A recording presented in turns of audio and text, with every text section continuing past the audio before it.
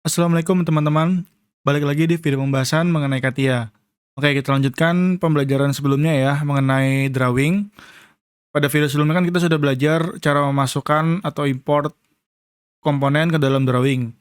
Nah, sekarang kita coba lagi, kita klik start, lalu kita ke mechanical design, lalu kita ke bagian drafting ya. Ini kita gunakan, kita oke dulu. Lalu baru kita atur di sini ya, kita klik kanan, properties, kita pakai A4 saja, cuman modenya kita gunakan portrait. Lalu saya menggunakan first angle ya. Pastikan ini kalian sama. Lalu kalian oke. Nah, kemudian seperti yang sudah saya ajarkan sebelumnya, ini kita masukkan komponennya. Saya menggunakan cara manual. Kita klik front view, pindah ke tab. Nah, kebetulan saya sudah membuka ini ya, part YoKenMail pada video assembly sebelumnya. Ini kalian buka bebas partnya apa saja. Lalu tentukan bagian depannya mana. Saya ingin bagian depannya ini seperti ini. Lalu saya atur, saya putar hingga seperti ini. Pokoknya hingga benda tersebut sesuai dengan keinginan kalian untuk bagian depannya. Lalu saya oke. Nah, selanjutnya seperti biasa, saya gunakan projection view untuk membuat tampak atau pandangan depan, pandangan atas, samping kiri dan samping kanannya. Untuk projection view itu adanya di bagian view, lalu kalian bisa klik panah bawah. Di sini bisa kalian lihat ini ya, namanya projection view.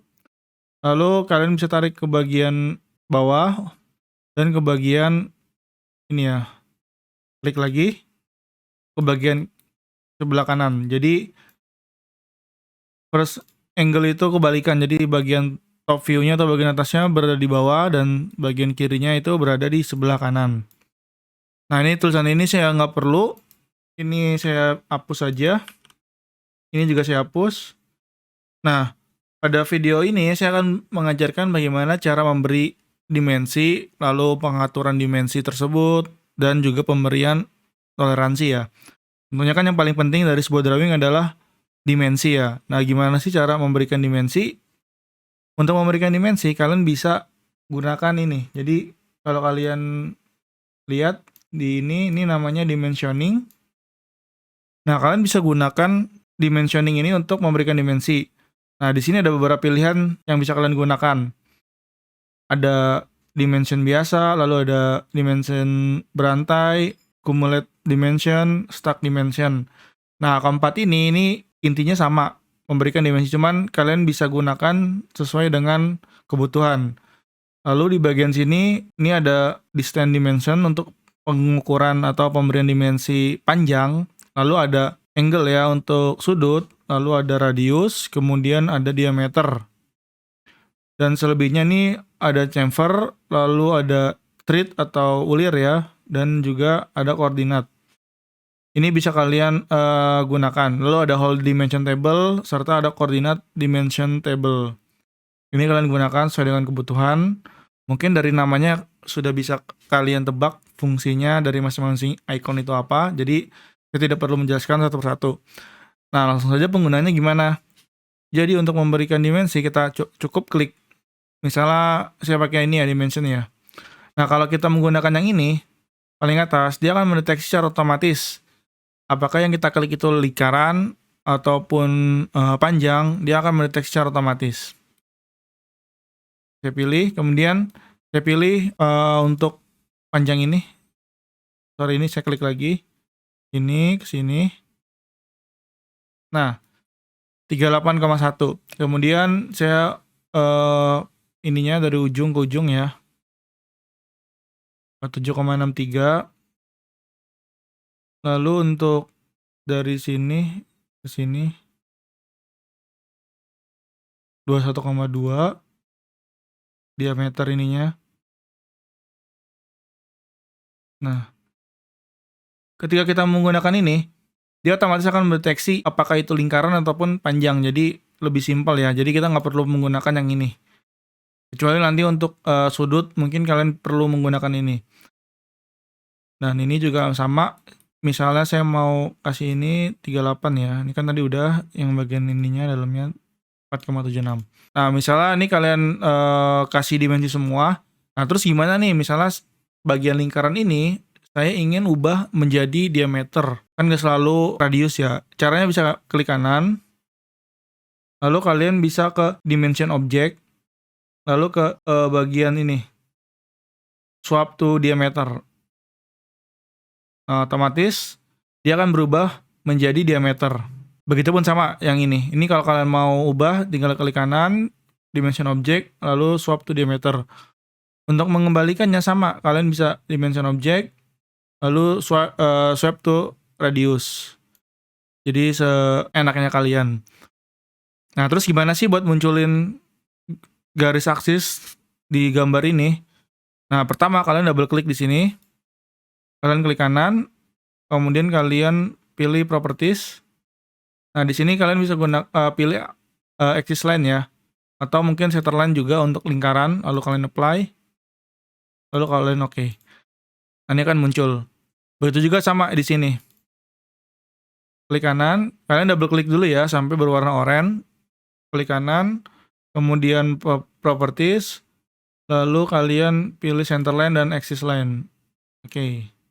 Nah, dia akan otomatis mendeteksi lingkaran. Jadi, ini kan gambarnya kan aslinya lingkaran ya.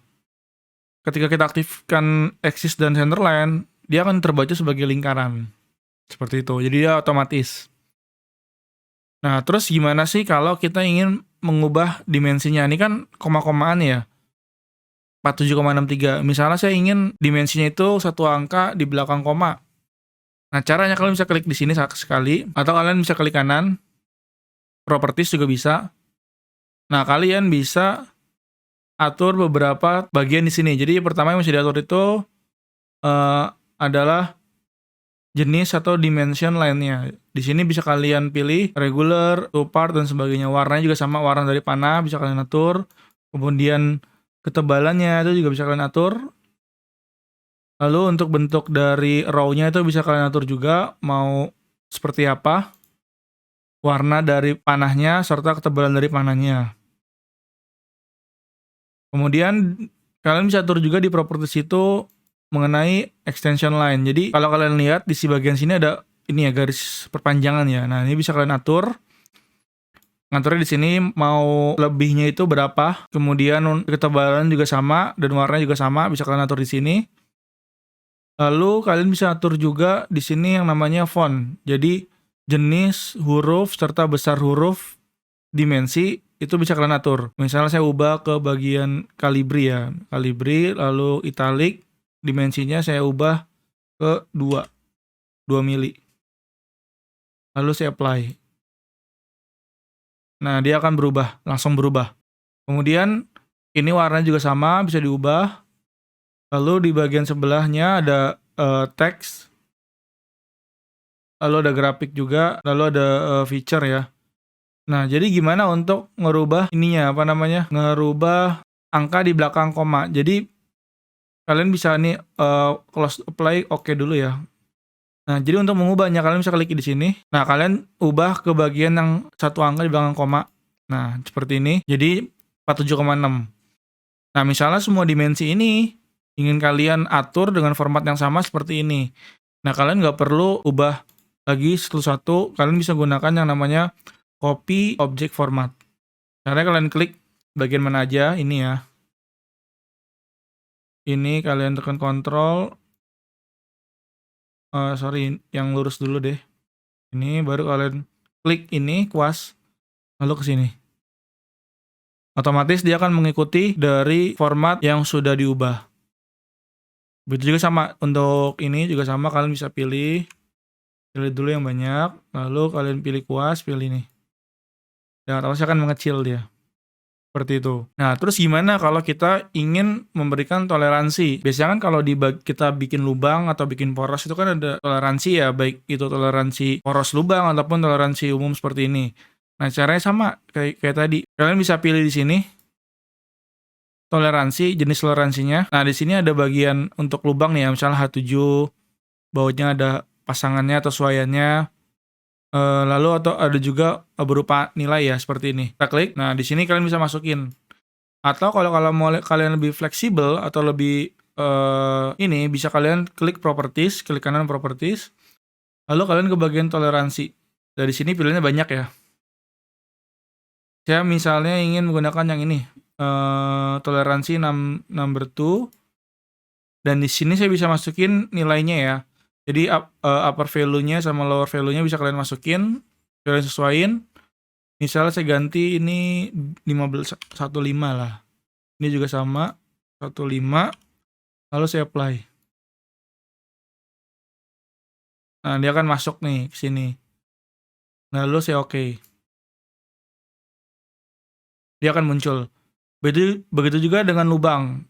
Kalian bisa klik di sini. Misalnya ini ya H7 ya. Dan kalian masukin H7 atau kalian bisa klik kanan properties. Seperti itu. Kemudian untuk pengaturan jenis huruf ataupun besarnya, kalian juga bisa atur di bagian atas sini ya. Jadi kalian nggak perlu klik kanan properties, bisa langsung ubah dari sini. Tinggal kalian pilih hurufnya sama besarnya itu mau apa. Seperti itu. Nah, kemudian juga kita bisa di sini selain toleransi seperti ini, kita juga bisa menggunakan toleransi yang namanya ini ya, toleransi geometri ya. Jadi untuk pemberian toleransi geometri kalian bisa dilihat di bagian dimensioning ini, lalu ke bagian ini ya yang lambangnya A. Nah, ini ada dua. Pertama ini yang atas ini ada datum. Datum itu acuan, dan yang kedua ini adalah ininya, toleransi geometrinya. Misalnya datumnya ini. Saya pilih yang ini. Datum A ya. Kemudian saya pilih toleransi geometri. Misalnya ini. Nah, di sini saya pilih garis ini atau garis ini. Nah, di sini kalian bisa atur mau jenisnya apa. Kalian bisa search atau mungkin di perkuliahan kalian sudah diajarin berbagai jenis toleransi geometri. Kalian gunakan, lalu kalian masukkan. Misalnya ini saya mau dia tegak lurus ya. Ya ini saya ngasal aja. Ini sih dimasukin misalnya 0,1. Reference-nya misalnya A. Gini. Lalu saya oke. Nah, dia otomatis akan muncul seperti ini. Ini saya pindahin ke bawah. Atau enggak, saya geser ke samping ya. Gini, misalnya gini ya. Oke. Jadi datum serta toleransi geometri bisa kalian di bagian sini, dua ini. Jadi dia cukup simpel. Kemudian kalian juga bisa menambahkan ini ya, namanya roughness symbol ya. Jadi simbol kekasaran. Kalian bisa pilih di bagian sini. Jadi dia berbarengan dengan annotation, berbarengan dengan pembuatan teks. Ini pembuatan teks bisa kalian gunakan. Ini teks biasa seperti ini. Bisa kalian ketik. Lalu di bagian teks ini juga kalian bisa tambahin ini ya, text with leader. Jadi kalau kalian ada anotasi tertentu, kemudian butuh penunjuk panah dengan teks ya, kalian bisa gunakan ini. Misalnya di bagian sini tunjukin. Nah, seperti ini, misalnya nih apa gitu. Kalian bisa gunakan ini, text with leader ya. Nah, kemudian kalian juga di bagian annotation ini, ada yang namanya ini, roughness symbol. Jadi, kalau kalian sudah belajar itu dalam setiap pengerjaan benda memiliki kekasaran. Jadi, harus ada roughness symbolnya. Nah, ini kalian bisa gunakan. Kalian cukup klik, lalu kalian klik di bagian mana ingin kalian buat. Nah, kemudian nanti di sini kalian bisa lihat. Nah, di sini kalian bisa atur ya. Jadi ini untuk ini bisa kalian ubah. Mau yang tertutup atas, kemudian ini nilainya. Nah, biasanya di sini nilai ya. Ini misalnya N8. Nah, misalnya ini N8. Lalu kalian oke. Nah, dia akan tampil seperti ini. Jadi di bagian sini juga ada welding symbol. Jadi kalau ada kalian punya assembly atau punya part yang dilas, kalian bisa memberikan welding symbol. Jadi seperti itu. Oke, mungkin untuk pembelajaran kali ini saya cukupkan sampai di sini. Semoga apa yang saya sampaikan bisa kalian mengerti. Sampai bertemu di video selanjutnya. Wassalamualaikum warahmatullahi wabarakatuh.